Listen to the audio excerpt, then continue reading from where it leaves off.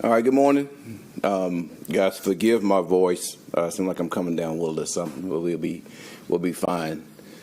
Getting a chance to really digest this tape and just look at the ebb and flows of how this game went. Nothing changed from my mentality of yesterday of being highly disappointed in the way that we operated. But really getting a chance to understand and see that Buffalo really beat us with our brand of football for the most part.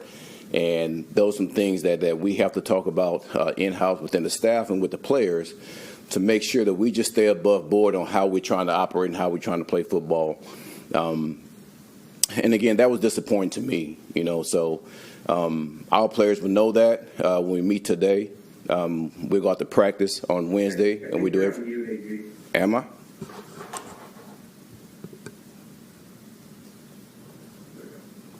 Can you guys hear me now? Yeah, we hear you. No, you're good. Okay, so now I have to start all the way back over.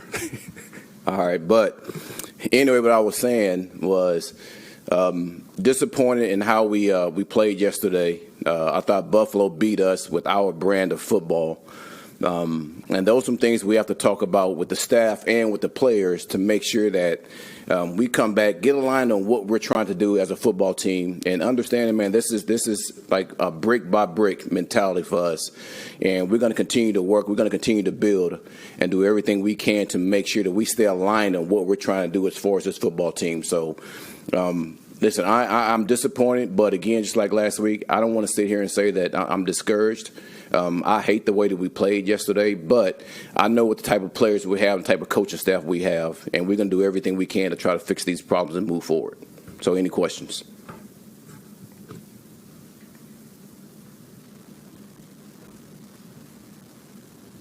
Hey, AJ, could you give us an update on Justin Fields? Yeah, he's in the protocol right now, and it's always a hard one to really just try to evaluate until we get more information. So I'm sure I'll be giving you guys more information as the week progresses. Where do you stand as a coach? I mean, if he can't, does he have to practice? If he misses significant practice time this week, does he play? Well, it's hard for me as a coach once we get to Friday and you haven't had any reps. And that's just something that I believe in. So, again, I don't want to put anything on that as far as where we're at with him until we get to that point. AJ, as you guys start building a game plan today and tomorrow for Tampa Bay, Yep. did you have in mind that Tyrod is probably the starter, or how does that affect your plan? Well, we have to look at that both ways. You're absolutely right. We have to look at, okay, if Justin's going to be ready to play. And like I said, we'll get more information so we can be more pinpointed on that. But we do have to look at it that way. If Justin can't play, then Tyrod will be the guy. And we have to make sure we build a plan that's suitable for him. How much changes in that case? I mean, we know what Tyrod can do. He's been doing it for a long time. But Yep. What changes? How much changes? As far as if Tyrod's the quarterback? Right, if Tyrod's the quarterback. Well, I don't think it changed that much. I said that, during camp. That was one of the positive things of having Tyrod as a backup. But there are some things that we want to get together as a staff and make sure that we're aligned on as far as, man, this is like specifically what Tyrod likes. And that's communication with Tyrod, too. So, I don't want to go that far ahead until we have a chance to sit with him and understand the things that he likes also. With Tyrod, is it concerning at all that essentially he's in his preseason right now because he missed the real preseason? So he's only practiced for a couple of weeks. How concerning would that be if you have to go with him? Not concerning at all. I mean, Tyrod's been in this league for a number of years. So I look at that just like Teddy Bridgewater. I mean, last year Teddy came back with us during the playoffs, and he was able to come in and function for us when Goff had went down. And same thing with Teddy's now with Tampa. And he hasn't had a lot of practice. I see Tyrod the same way. Listen, he's been in this league for a long time. It doesn't take much for him to understand exactly what we're trying to do and what we're trying to get done. So I have no concerns of that whatsoever. Do you have any updates on the other injured guys from last night? Say it one more time. Do you have any updates on the other injured guys from last night? I will get that later today. AJ, you said, you take a look in the mirror yourself. Yep. About yesterday. Is there anything you feel like you could have done better yesterday? You know what? to me, is getting the guys to play at a level that we need to play on a week-to-week basis.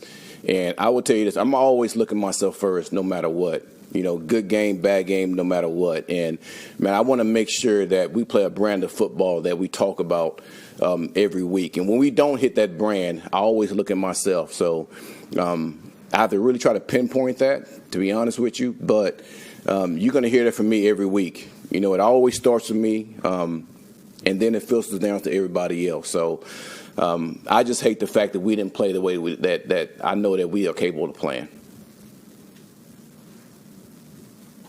How difficult is that from the standpoint of you want to be consistent in a good way? How do you get that consistency every week where you see the arrow pointing up? Well, it's work. It's what you do on a day-to-day basis. And here's what I do know.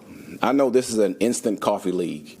I know from the media to the fans, everybody expects this, when you just start, okay, we're going to the Super Bowl.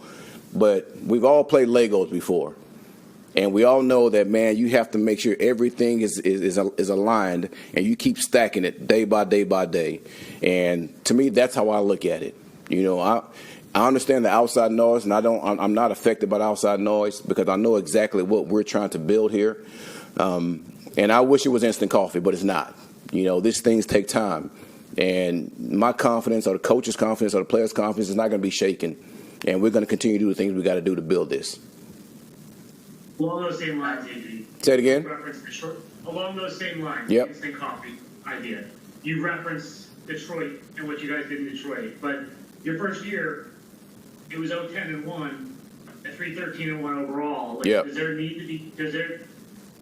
to be some patience here as you guys are trying to turn the ship around? I think internally, we understand that. And there's patience no matter if you're a good team or bad. There has to be patience no matter what. Because this league, man, like the ebb and flows of this league is funny sometimes. Man, yesterday, like Detroit was counted out, and then they come back and they have a really good game. You look at the Chiefs right now, they're 0-2. But the thing is, we know they have championship quality players and a staff over there. So I don't think they're going in the tank at all. Man, this league is really a week-to-week league, and we look forward to every week going out there showing our brand of football, and we have to do it, and we know that. But that's what practice is for us to be able to do that. Are you a patient man, or is that something you've had to learn over the years? Because you don't seem patient. Listen, I want to win football games, but I also understand how this league is. I've been here in this league for a long time, and just throughout the course of my years as a coach and as a player, man, I've seen how the ebb and flows of this league is going to go. In New Orleans, we were 7-9. All right, we come back the next year, we start 0-2, and then we finish 12-4. So my confidence is not going to be shaken at all. Same thing. Someone just talked about Detroit, 3-13-1. The following year, we start 1-6. And then we go on a winning spree and end up being 9-8, battling for the playoffs that last game. So it can be done, fellas. I've been there. I know it can. But, again, my focus right now is really stacking these bricks day by day. You're talking about, since we're on the instant coffee theme. Oh, there you go. No, with the defense, I think it was a fair expectation that the defense, which is largely intact from last year, most of it's back, that it would start a lot faster than it has. Yeah. So what isn't happening on defense? Because I think the question was asked yesterday, and I want to make sure that we all understand this. I'm gonna be a part of every phase of what we're trying to do, special teams, offense, and defense. But I have the ultimate confidence in each of my coordinators, to go out there and do a good job, and I'm gonna support them to the fullest. And listen, there are some things that we have to do a better job on defense. I know that, but the thing is, man, we have to continue, just like I said before, we have to continue to understand exactly what we're trying to do with the defense and just keep building these blocks. We got guys that play with high effort. It's just now fundamentally we have to make sure we're on the same page. In 21, they was trying to fire me from Detroit too. They were trying to fire Dan from Detroit. But every day we were stacking those bricks. And I'm not going to lose confidence in our coordinators, not one bit. AG, what did you think of Malachi Moore's play yesterday? Obviously, he's been playing a lot of special teams. Yep. But got that increased role on defense after the injury. I think he did a pretty good job. And listen, it's tough for a rookie to come in as a secondary player, and especially if you're not with the ones on a play-to-play basis, to make sure that you're intact with everything is going on. But I thought he did a really good job. Listen, he's a smart player, so it doesn't surprise me at all. But again, now that he was with our ones, man, he has to make sure that, and we all have to make sure that the communication between the back end is on point. I think, Aaron, I think I phrased this question poorly to you yesterday, so that's on me. So I'm going to give it another crack. 4th and 1 in the third quarter. Why did you decide to punt in that situation? Okay, if I can remember that, I think it was 6 minutes left in the game. I think they were up 23-3. I think we was at our minus 28. Correct. We're still in the game. We're still in the game, and I didn't want to give those guys a short field because obviously our defense, we were struggling a little bit. So I felt like, man, if we can punt this ball, we can create some field position, man, we can try to stop them, right, and then be able to score, man, that we still have a chance. And I think it was said yesterday that the score that we was out of it, I totally disagree with that. It was 23-3 with 6 minutes left in the third quarter. We have a ton of time, to get our offense back in check and be able to go and get this game back to where we want to be. The team that we just played, I think they scored 17 points in 6 minutes in the fourth quarter, their first game. So I just felt like at that point, man, let's punt it, right? Man, let's get a stop. Let's try to flip the field and see if we can score and try to get this game back where we wanted it. When you went back and watched the run defense specifically, like what jumped out about what wasn't working yesterday? Over pursuit for the most part, and just playing leverage football. Because the effort was absolutely there. Our guys were running their ass off trying to get to the ball. But, man, when you have 2 and 3 guys running outside the ball, and it's a cutback league, man, we can't allow it to happen. And that's something we can fix, quickly. And our guys will understand that. So I look forward to making sure when we get in a meeting that we address that.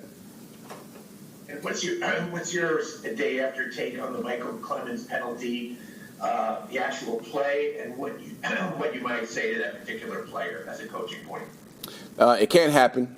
That's one of the things that we stressed during the week.